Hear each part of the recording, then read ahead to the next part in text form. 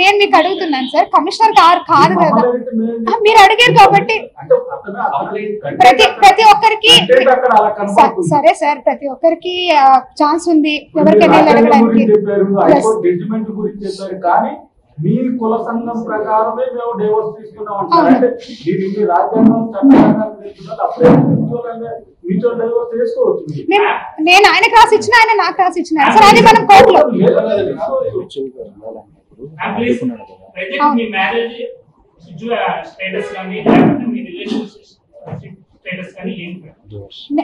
మేమిద్దరం divorce మెంటల్లీగా physical గా ఒక ఓన్లీ నేను ఆల్రెడీ ఇప్పుడు మీకు చూపించాను కదా, 2016 నుంచి నేను నీతో సంసారం చేయడం లేదు కదా అని నేనే మెసేజ్ పెట్టాను. నెక్స్ట్ నా పిల్లల కోసమే అతను కంపల్సరీ ఉంటాడు, ఎందుకంటే యాజ్ అ ఫాదర్ గా అతని మినిమం నీడ్స్ క్లియర్ చేయాలి. అతను నా న్యూ బార్న్ బేబీ నాతో ఉన్నాడు సార్, ప్రెసెంట్ నేనే నా దగ్గర ఉన్నాను. మదన్ మోహన్ కి నా బిడ్డకి ఎలాంటి సంబంధం లేదు. It is very clear. ఆ బాబు తండ్రి పోతిరెడ్డి సుభాష్, ఇది వెరీ క్లియర్. ఎస్ మేమిద్దరం చేసుకున్నాం, అఫీషియల్ గా కాదు సార్, మేమిద్దరం ఇష్టపడి చేసుకున్నాం. తర్వాత అత్త వాళ్ళందరూ ఎగ్రీ అయ్యారు. ఆ ఫొటోస్ కూడా కావాలంటే లేదు, నేను చేసుకోలేదు రిజిస్ట్రేషన్. అవును,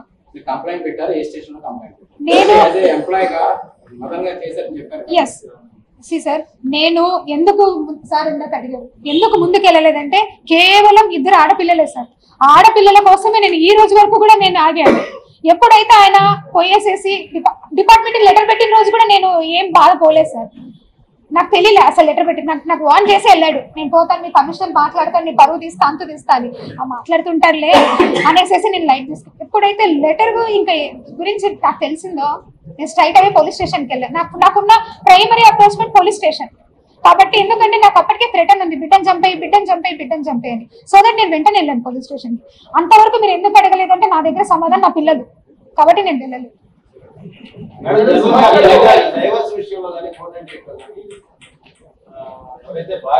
భార్యకి భర్త భరణం చెల్లించుకోవాలంటే 30 కోట్లు డిమాండ్ చేశారు. 50 లక్షల డిమాండ్ కూడా 30 కోట్లు ఈయనకి ఓన్లీ డెఫినెట్ గా 30 కోట్లు ఎందుకు అడుగుతున్నాడంటే అతనికి ఎవ్వరూ లేరు. అతని సంపాదన అంతా కూడా 1 లక్ష రూపాయల జీతం మీదనే. ఆ 30 కోట్లు కూడా విజయసాయి రెడ్డి గారి పేరు పెడితే ఆయన దగ్గర నుంచి నాకు వస్తాయని ఆశతో ఖచ్చితంగా ఆయన రాశాడు. ప్రతి చాటింగ్ లో కూడా విజయసాయి రెడ్డి గారి పేరే రాశాడు. అరే నా పిల్లలు ఉన్నారు సార్, నాకు దేనికి రాయాలి సార్? నేను ఆల్రెడీ మేమిద్దరం కలిసి మ్యూచువల్ డైవర్స్ కూడా వేసినాం సార్.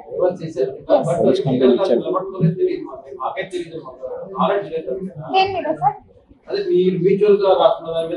మ్యూచువల్ డైవర్స్ ఫైల్ చేస్తాను సార్ కోర్టులో. సో మీరు ఆయన 30 కోట్లు డిమాండ్ చేస్తున్నదే తప్పు. ఆయన భర్తగా అంటే భర్త అయిన కంపెనీ భర్త ఉన్నాడు, ఆయన 30 కోట్లు డిమాండ్ చేస్తారు. మీరు ఎందుకు కేసు పెట్టారు? నేను ఎలాగో ఇవ్వలేను సార్. దేనికి సార్ నేను ఫైల్ చేయాల్సింది? అతను నా బిడ్డలకి తండ్రి. అతను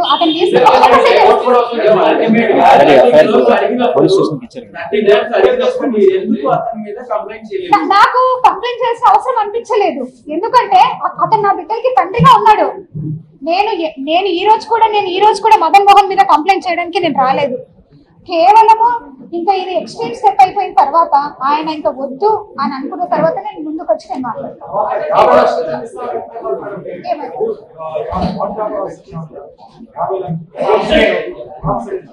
అది కూడా పిల్లల పేరు మీద వేస్తాను. ఏడంట సార్ డబ్బు ఫస్ట్ నుంచి డబ్బే సార్ నా లైఫ్. సార్ మీరు ఫస్ట్ నుంచి చూస్తారు, నాకు ఇచ్చారు సార్ 30 లక్షలు. నేను సార్ మీకు చూపిస్తాను, నాకు ఇచ్చాడు కూడా. అంటే లీగల్ గా బ్యాంక్ ట్రాన్సాక్షన్ రాశారు సార్ మా సార్. భలేవారే సార్ సార్ సెకండ్ పేజ్ ఉంటుంది. 30 లక్షలు నాకు ఇచ్చాడు సార్.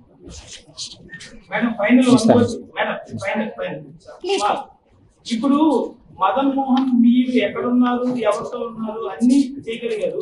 మీరు మదన్ మోహన్ మీద నాకు అవసరం లేదు సార్. అదేంటండి ఎందుకు సార్? నేను ఆయనతో ఉంటాననుకున్నప్పుడు కూడా ఇవాళ విడిపోయిన లవర్స్ కూడా తీసివేసి పెడుతున్నారు. నాకెందుకు సార్? నాకేమో ఎలా చేసింది మదన్ మోహన్ అనేది మీరు చెప్పేదాని ప్రకారం రైట్ డిపార్ట్మెంట్ లో ఎవరు అరెస్ట్ చేయాలి? ఓన్లీ మదన్ మోహన్. మీరు ఆయన మీద క్రిమినల్ కేసు ఎందుకు ఫైల్ చేయలేకపోతున్నారు? నేను మొన్న ఇచ్చాను సార్. ఆయన బయటకు ఇప్పుడు అంతవరకు ఆయన నా గురించి ఏమైనా బయటకు వచ్చాడా?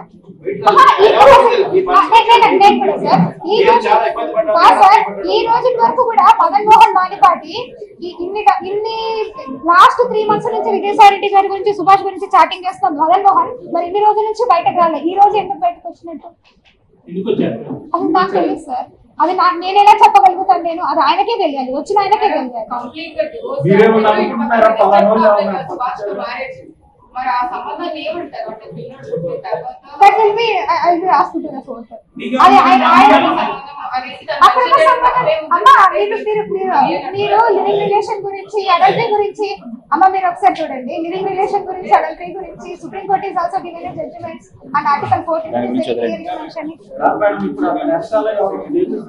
హోప్ఫుల్లీ ఉండొచ్చు సార్. నేను చెప్తాను. మదన్ మోహన్ మానిపాటి వెనకాల నా స్నేహితుడు ఒక అతను ఉన్నాడు. అతని పేరు Ramanarao alias Ram.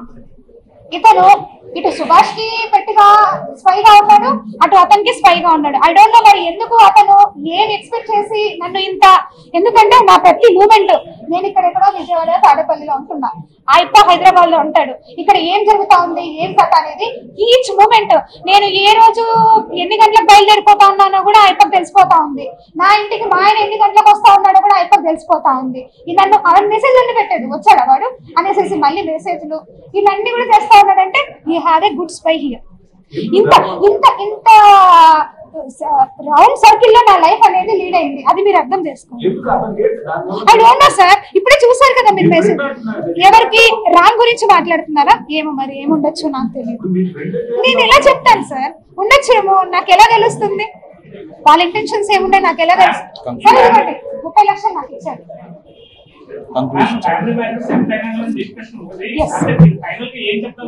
So final గా నేను చెప్పాలనుకుంది ఏంటంటేనండి, మొత్తం కూడా తప్పుడు ప్రచారం జరుగుతా ఉంది.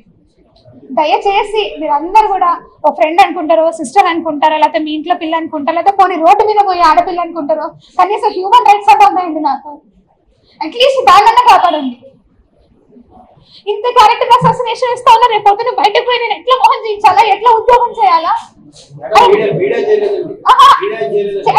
పులి స్టాప్ పెట్టారు, పులి స్టాప్ పెట్టేశారు సార్. మీరే పులి స్టాప్ పెట్టేశారు. విజయసాయిరెడ్డి సార్ ఫోటో ఒక నిమిషం నాకు తెలియదు సార్. నేను యాజ్ ఎ ట్రైబ్ గా నేను సక్సీడ్ అయ్యాను నా లైఫ్ లో. ఒక ఎస్టీ అమ్మాయిగా నేను చదువుకొని, ఎందుకంటే ఎస్టీలో చాలా తక్కువ మంది చదువుకుంటారు, చాలా బాగా మాకు అన్ని ఫెసిలిటీస్ ఉండవు. అయినా సరే నేను నా గ్రాడ్యుయేషన్ ఫస్ట్ టైం నేను మా కుటుంబం మొత్తంలో ఆడపిల్ల హైదరాబాద్ పోయి చదువుకున్న పిల్లలు నేను ఒక్కదాన్ని ఫస్ట్ టైం నేను పోయి చదువుకున్నా. నేను ప్రాక్టీస్ చేసుకుంటానే, ఇంటర్న్షిప్ చేసుకుంటానే నేను చదువుకున్నా.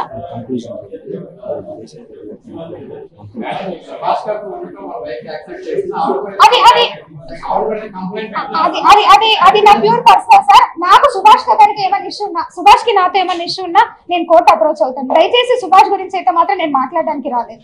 ఎందుకంటే నా రిలేషన్ ని ఉన్నాయి చూపించాను సార్. నా రిలేషన్ ని బ్రేక్ చేసుకోవడం నాకు ఇష్టం లేదు. ఎందుకంటే నాకు ఒక బిడ్డ ఉన్నాడు, బిడ్డకి తండ్రి కావాలి. దయచేసి మీరు అర్థం చేసుకోండి. ఎంటర్ ఎపిసోడ్ లో నేను ఒకటే చెప్పాలనుకున్నాను సార్. విజయసాయిరెడ్డి సార్ పెద్ద మనిషి, నాకు ఆయనకి వయసు ఎంత తేడా ఉందో మీ అందరికీ తెలుసు. ఒక తండ్రి లాంటి స్థానంలో ఉన్న ఆయనతో మీరు దయచేసి 2 చేతులు ఎత్తి మొక్తా ఉన్నాను. కనీసము నాలాగా ఒక ఆఫీసర్ ఒక ఎమ్మెల్యే దగ్గరకు, మినిస్టర్ దగ్గరకు పోయి మాట్లాడాలన్నా మినిస్టర్లు భయపడేలా చేయొద్దు, అట్ ద సేమ్ టైం ఆఫీసర్లు భయపడేలా చేయొద్దు. కనీసం ఈ రోజు నేను ఏదైనా మహా న్యూస్ ఛానల్ ఇదే మహా న్యూస్ ఛానల్ పై కూర్చొని మాట్లాడాలన్నా ఇదే వంశీ గారితో మాట్లాడి నాకు భయంగా ఉంది. అరే దేనికి వచ్చిందో ఈ అమ్మాయి అని క్రియేట్ చేస్తారేమో అని. ఆ క్రియేషన్ దయచేసి మీరు మాకు ఇవ్వద్దు. నేను అలా అనట్లేదు సార్, అది సార్ నేను అలా అనట్లేదు సార్. Allegation అంటే మీరు ఏదో కావాలని చెప్పి ఇంట్లో నుంచి వాళ్ళని తీసుకొచ్చి సార్ సార్ తీసుకొచ్చి మాట్లాడుతున్నారు. నేను అలా అనట్లేదు సార్. కానీ ఒక్క చిన్న మాట, అరే మన ఊర్లోనే ఉంది ఆ అబ్బాయి, మనందరం కూడా దుర్గ టెంపుల్ లో పనిచేస్తాం, ఒక మాట మాట్లాడి ఉండొచ్చు కదా sir. I want to say another thing sir. ఏదైతే నేను సస్పెన్షన్ పీరియడ్ జరిగిందో దాని గురించి అంత క్లారిటీగా చెప్పాను. అది నేను చార్జెస్ కూడా ఇస్తాను. నేను వర్క్ చేసింది ఇదే విజయవాడలో, ఎన్నో ఎవిక్షన్స్ కి నేను ఆల్రెడీ నోటీస్ చేసినాం. విశాఖపట్నంలో కూడా చేస్తున్నాం. ఇక్కడ ఫణి కుమార్ అని ఒక ఇన్స్పెక్టర్ ఉన్నాడు. ఆ ఇన్స్పెక్టర్ వల్ల ఎంటైర్ గా ఈ ఆంధ్రజ్యోతి పేపర్ ఉండొచ్చు, ఈనాడు ఉండొచ్చు, ఏదైనా ఉండొచ్చు, ఇంత ఓపెన్ మీడియాలో I just want to request for you everything. దయచేసి మీరు పేపర్లో రాసేటప్పుడు పర్సనల్ గా పెట్టుకోకండి సార్. ఎందుకంటే దానివల్ల మాకు మెంటల్ గా చాలా డిస్టర్బ్ అయిపోతుంది. సెక్షన్ 354 కూడా మోడెస్టీ ఆఫ్ ఉమెన్ ఎంత జరుగుతాం పేపర్లో సార్. పేపర్లో కనీసం అదన్నా మీరు రిక్వెస్ట్ చేయండి. మీడియా అంటే ఇట్ ఈస్ వెరీ స్ట్రాంగ్. నేను ఈనాడు పేపర్లో చూసా, చదువుకొని ఎగ్జామ్స్ కి ప్రిపేర్ అయ్యాను. చాలా గౌరవం ఉంటుంది మీడియా అంటే. ఇంత దిగజారుగా మాట్లాడతారా మీడియా అనేది? రేపు పొద్దున్న ఫ్యూచర్ జనరేషన్ కి మీరు కనీసం నిలబడాలి సార్. లేదంటే గవర్నమెంట్ కి మేము రిక్వెస్ట్ చేస్తున్నాం, కొన్ని రూల్స్ అన్నా మార్చండి జర్నలిజం లో అట్లీస్ట్. ఇప్పుడు నేను మాట్లాడాను కదా సార్.